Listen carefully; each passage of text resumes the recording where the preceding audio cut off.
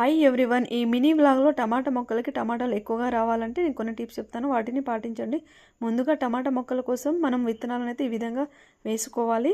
అలాగే టమాటా విత్తనాలను వేశాక అవి మొలకలు వస్తాయి కదా, వాటిని అక్కడే ఉంచకుండా వేరే దగ్గర వాటిని తీసి ఈ విధంగా నాటేసుకోవాలి.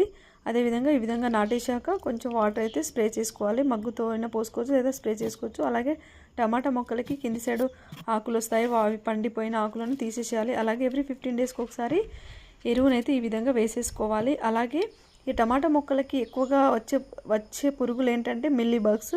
వాటిని స్టార్టింగ్లోనే చూసి మనం తీసేసేయాలి. అదేవిధంగా వాటిని రాకుండా అరికట్టాలంటే పుల్లటి మజ్జిగ ఉంటుంది కదా, ఆ మజ్జిగను స్ప్రే చేయాలి. లేదంటే నీమ్ ఆయిల్ ఉంటుంది కదా, వాటర్లో యాడ్ చేసి స్ప్రే చేయాలి. టమాటా కొమ్మలకి మధ్యలో చిన్న చిన్న కొమ్మలాగా వస్తాయి, వాటిని సక్కస్ అంటారు. వాటిని తీసేస్తూ ఉండాలి. ఈ వీడియో డీటెయిల్గా అర్థం అవ్వాలంటే నా ఛానల్కి వెళ్ళి లాంగ్ వీడియో చూడండి. చాలా